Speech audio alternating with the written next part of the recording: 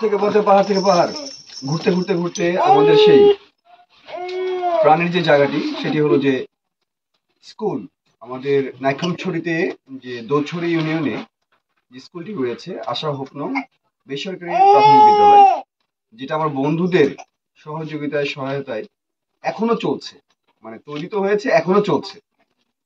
তো সেই স্কুলে আবার কেননা বছরের শেষ দিকে আপনারা জানেন শিক্ষা ব্যবস্থা নিয়ে আমাদের আর বলতে হবে না, এই বছরের শিক্ষা ব্যবস্থা বা শিক্ষার যে অবস্থা, এই দুর্দশাগ্রস্ত করুণ শিক্ষা ব্যবস্থা নিয়ে কথা বলার কোনো ইচ্ছে নেই। কিন্তু এটা সত্য যে শহরতলির যে সমস্ত শিশুরা রয়েছে অথবা ছেলে মেয়ে রয়েছে যারা লেখাপড়া করছে, তাদের চেয়ে কিন্তু অনেক ভালো লেখাপড়া চলছে হলো আমাদের প্রান্তিকে এই স্কুলে।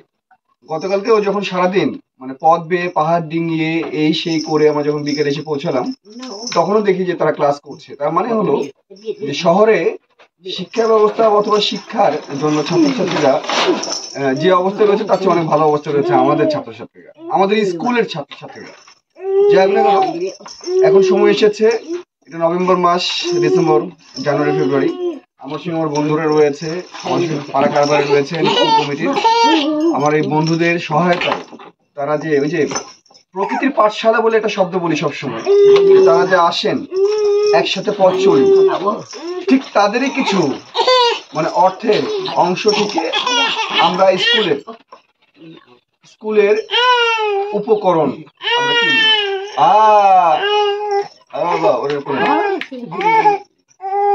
ও হলো আমাদের নাতি, ও আমাদের ছাড়া থাকবেই না, বিষয়টা এরকম।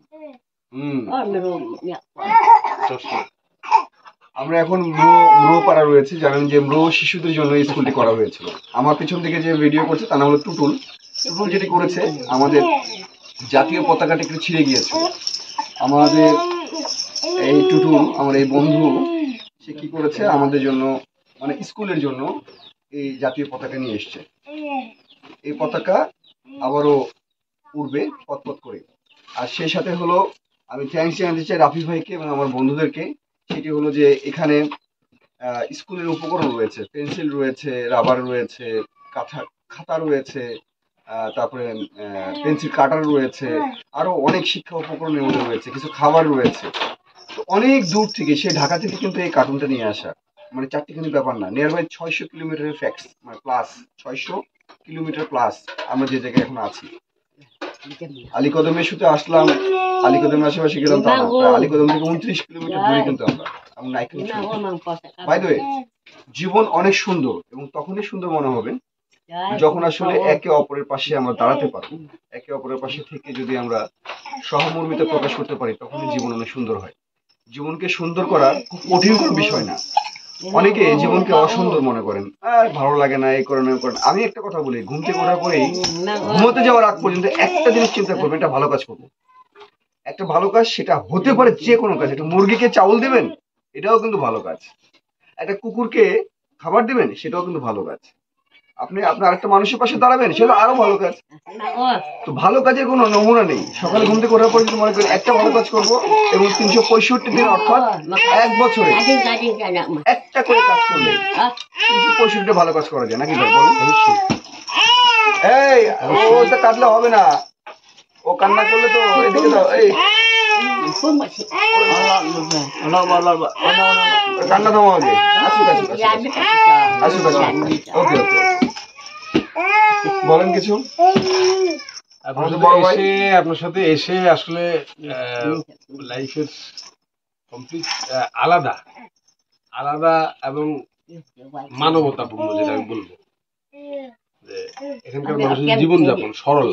আমি যেটা খুব এইভাবে লক্ষ্য করলাম যে এখানে ওনারা কিন্তু ওনাদের জীবনটা এই সারাউন্ডিং এ ওনাদের যা আছে সোর্স, এটাই শহর থেকে কিছু এনে ওনারা এখানে ব্যবহার করতেছে না। আমরা কিন্তু সব জায়গায় সবকিছু নিয়ে যাচ্ছি। নানা রকম উন্নয়ন কিন্তু আমাদের গভর্নমেন্ট কিন্তু করে।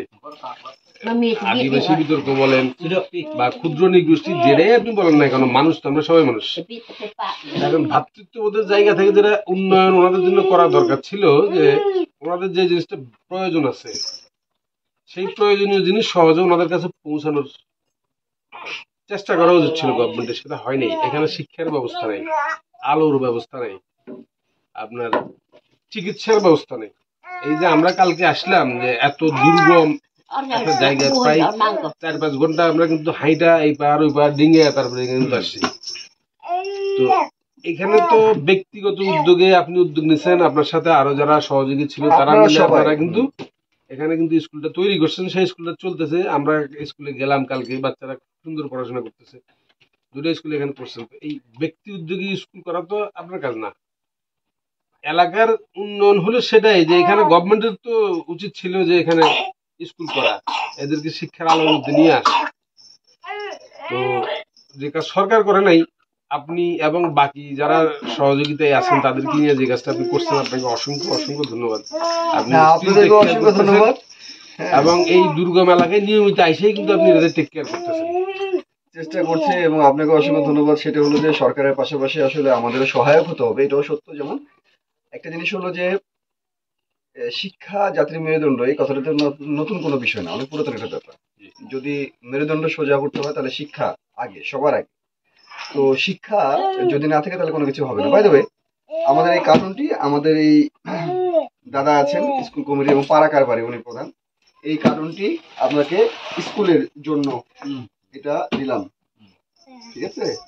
স্কুল কমিটির মাধ্যমে এটা ওই শিশুদের মধ্যে স্কুলের সবাইকে এটা দিয়ে দেবেন, ঠিক আছে?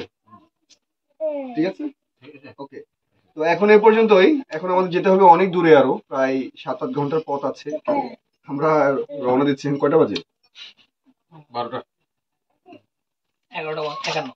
11:51। আমাদের প্রায় 6-7 ঘন্টা 8 ঘন্টা লেগে যাবে। আরেকটা স্কুল আছে, সে জায়গায় যাবো, ওটা অনেক দূরে।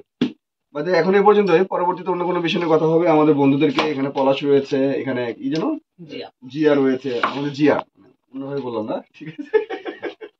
আমাদের জামাই টামাই রয়েছে, পারাকার বই রয়েছে, সবাই। যে আমাদের আপাকে দেখা যায়, আমাদের আপা অনেক কষ্ট করেছেন, আমাদের আপা অনেক কষ্ট করে এখানে এসেছেন।